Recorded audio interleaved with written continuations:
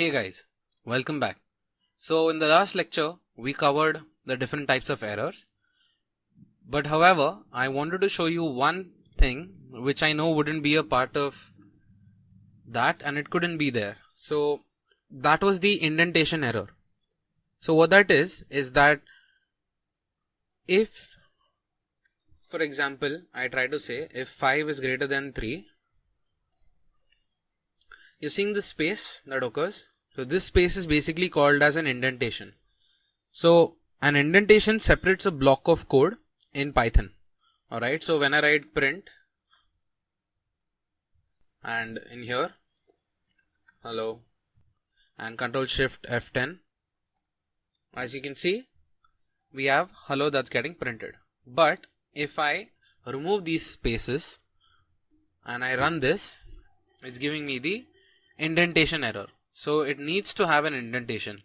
So if I give one space bar here and I print it, that will also work. So the number of spaces you give is completely up to the programmer. However, within a certain block of code, like in this if condition, everything I write after this is basically one single block.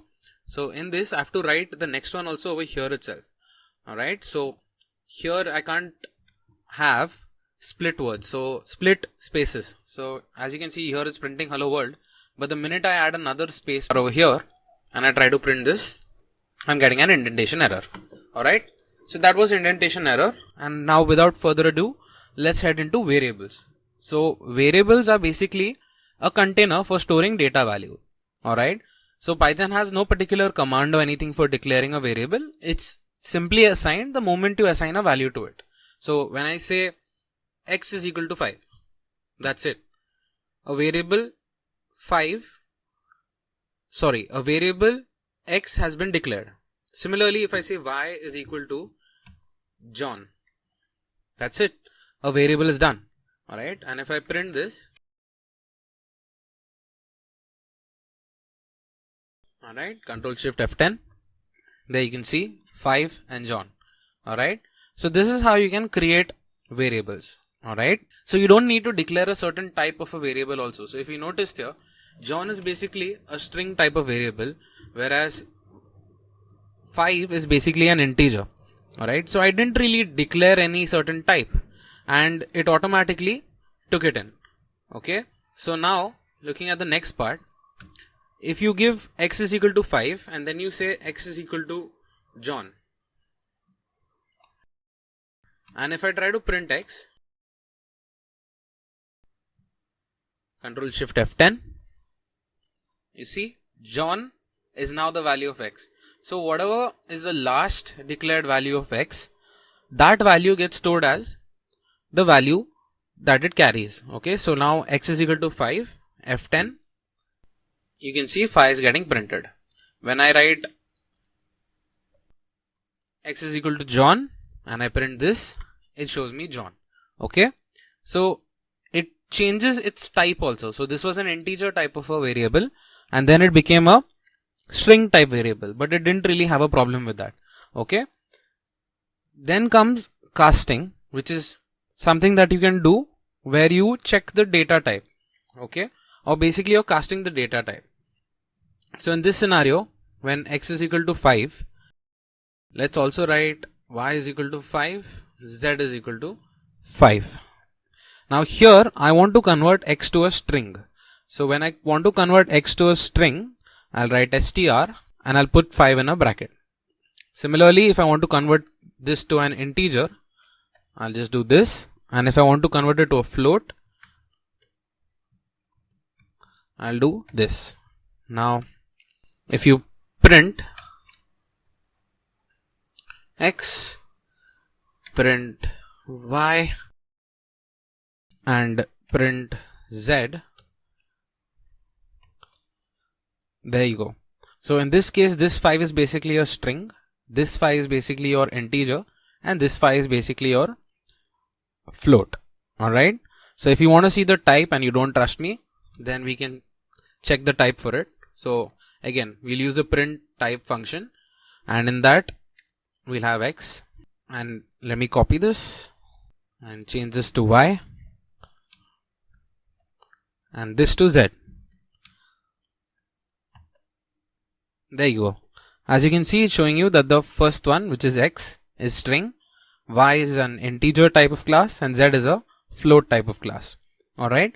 So we saw how to declare a string by just giving a variable and using double inverted commas and writing what you need. Similarly, you can also declare a string by just giving a single inverted comma or basically a single quote and writing what you need inside it. So John again, and if we try to print this,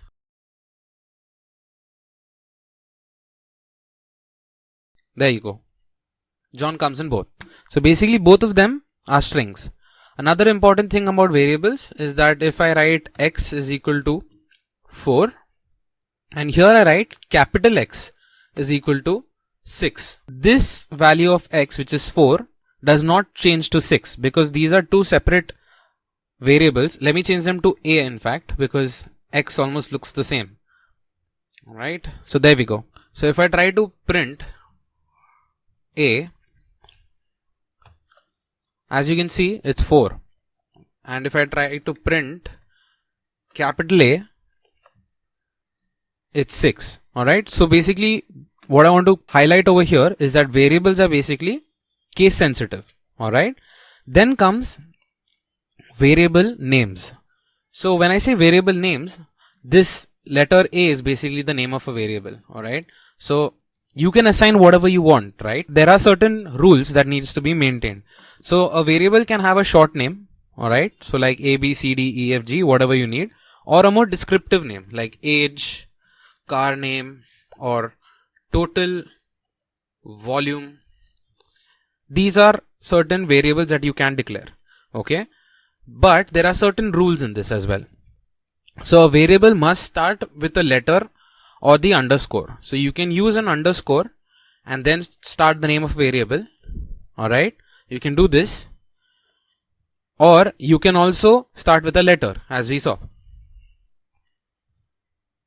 But one thing to keep in mind is that a variable cannot start with a number. Okay, so you can have it being A1, 2, 6, 7, 8, whatever you need, A, F, G, G, F, F equals to 5, and you try to print A1, 2,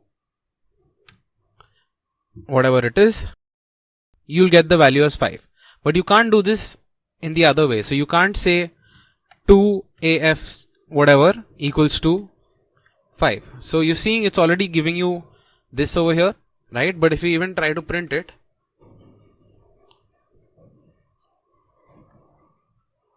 see what's gonna happen. It's giving you a syntax error. Syntax error, why? Because you cannot start the name of variable with a number. Okay, has to be like this only. So another thing is it can only contain alphanumeric characters. So alphanumeric being letters from A to Z and numbers from 0 to 9, or it can contain underscore. So these are the only three things it can contain. Okay, so a variable can contain letters, numbers, and lastly your underscores. That's it. You cannot use anything else. No dollar signs, no rupee sign, nothing. And the next thing to remember is that variables are also case sensitive, which we saw when we saw that small a versus capital A have different values. Okay, so that's how you work with variable names. Another thing is assigning multiple values. So if you want to assign multiple variables with multiple different values, you can do that as well. So if I wanted to write 3 variables A, B, C, or let's write like this: A is equal to apple, B is equal to ball, C is equal to, I'm back in kindergarten, cat. And now if I try to print these for A, print this for B, and I'll print the same thing for C. Let's just remove all of these and print. You're seeing apple, ball, and cat. Alright. So this was a little too messy because there were too many variables to declare, but at the same time I declared them in 3 separate lines, right? But you can also do this. You can just have the name of your variable like x, y, z like this, right, equals to, and write what they stand for. So if x is bananas, and then you write a comma here, declare the next part, which is, let's say, cherry, and the last part, which is oranges. So when I've given it this way and I try to print this, and p tab z, alright, so if I try to print this, there you go, you have bananas, cherries and oranges. Let me just comment this entire part out. Okay, so now when we try and print this, as you can see, it's bananas, cherry and oranges. So automatically the value of x got set as banana, y got set as cherry, and z got set as oranges. Okay, so that's how you assign multiple values to variables. Similarly, you can also assign multiple variables to one value. So if x, y and z, all of them were oranges, so you can write x is equal to y is equal to z, which equals to oranges. Okay, and now when you try to print x, y, z, there you go, all of them give you the value of x, y and z as oranges. Okay, so I hope you've understood this. This was almost everything in regards to variables and what names you give for them and the different rules that need to be followed while you assign variables and give it a name. Alright, so we'll see you in the next lecture, and in the next lecture we're basically going to be covering strings and the basics of all the strings. Okay, so I'll see you there. Thank you.